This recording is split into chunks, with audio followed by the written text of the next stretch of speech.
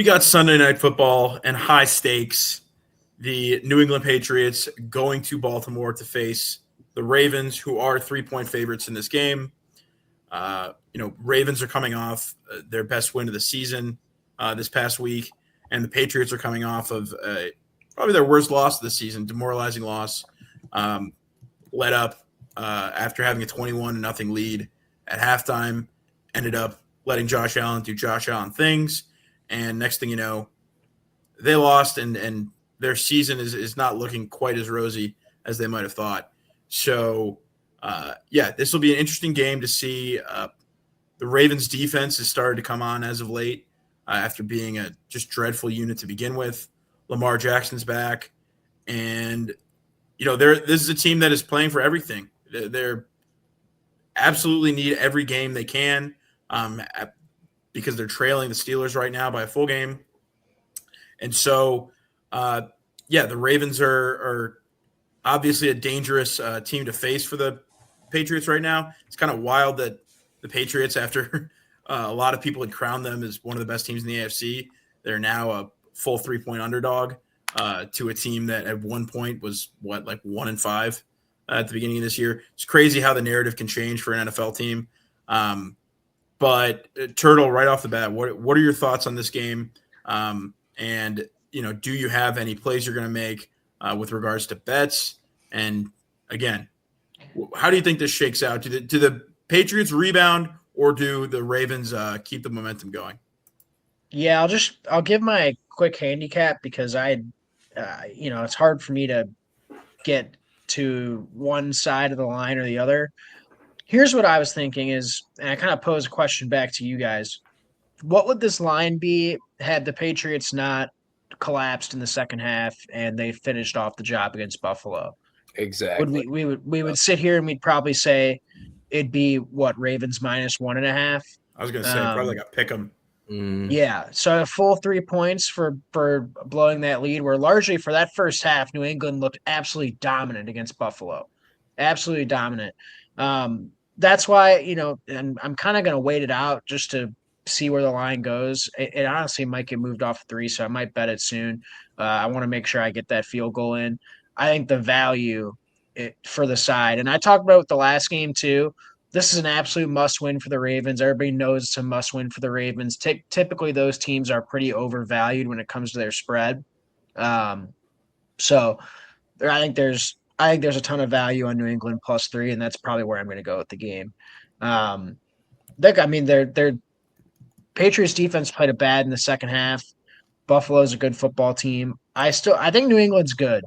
I think New England's a good football team. Are they a number 2 seed?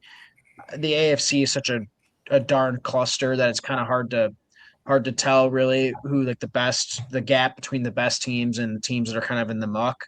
This line just tells it all. This line says that the Ravens are a better football team than the 11-2 Patriots or whatever they are, 11-3. But I do think with the field goal edge there, I can't look anywhere other than to bet the Patriots this week at +3. I still think the Ravens are a little bit. I think that Cincinnati's a dead team walking. Again, great victory, but it's kind of the equivalent of playing a bad football team. And I still think the Ravens need to show a couple things for me to get to be laying 3 points at them against a team that's 11-2. So, I like New England +3. Mike, what are your thoughts? Yeah, right off the bat, just kind of looking at what has gone on with how both these teams have played over the past couple of weeks. When the Patriots played against the Bills, they handed the ball off 21 times, they threw it 23 times. When they played against the Giants, they handed off 23 times, threw it 20 times. We're seeing them obviously getting, those 2 games. It was competitive. Obviously, they beat the Giants. It was competitive against the Bills. But they're taking a lot less off of Drake May's shoulders. And then the last 8 games that they've played have actually gone over and the over's been 5-0 in their last 5 games that they've played. But then you throw in, I'm thinking when you throw in the Baltimore Ravens, you got Lamar Jackson, you have Derrick Henry, you have a lot of play action and run counters coming off from the Baltimore side. I'm very much leaning under in this game at 48.5. I just think it's way too high for what I think is going to be a playoff type atmosphere. We're going to have a defense for the Patriots that's going to be flying off. And you have not really seen Derrick Henry absolutely, whomping it on the ground. The Pats are only giving up 168 on the ground. You're going to see some Justice Hill mixed in there. It's going to be a rushing attack from the Ravens offense, but I think it's an exploitable rush attack. We're talking about this, this defense from the Patriots. Now, I really like the under. And I like both the quarterbacks unders in this, of what I think is going to be a cold game, and where we've seen them both in the past couple of weeks lean on the run until they have to. If I gotta pick against the spread, yeah, I hate it because I think the Pats are 5-1 on the road this season. Let's go with the Pats. But no, I think my best bet is going to be the under in this game because I think it's going to be a time control game. I think it's going to be cold as hell out. No one's going to want to have their coat off for too long. I think you will see a lot of settling possibly with how the Ravens defense is getting a little more healthy. And they've actually been playing better in the red zone as as we've gotten later into the season. We've seen some teams settling for field goals. I like the under in this one. And, yeah, if you got to lean, screw it. Give me the Ravens. But, yeah, no, I lean under 48.5 here. I don't see a lot of points going on in this game. I think it's going to be tough for both of the teams to move the ball. Yeah. Go ahead, Christian. Oh, I think this game is entirely dependent on the availability of Robert Spillane. He's their green dot. He did not play last week. Go Friars. But yeah, I think he's not the best linebacker in the world, but he is the green dot. He is a very intelligent player. He's the green dot. So I think him, Milton Williams, if they play, I'd like to lean New England. But I think if Spillane doesn't play, I think the linebacking core for New England is pretty weak. And I think they could take advantage. The Ravens could take advantage. So I'm just looking at the injury report all week. If Spillane's 100%, if he's not limited in practice on Friday, I'd go New England straight up. Is Milton coming back? I think he's supposed to, but keep an eye on Milton as well. Milton's missed a lot of games in his career, by the way. No, I mean, I think it was clear as day that this Patriots defense is decidedly different without a guy like Milton Williams.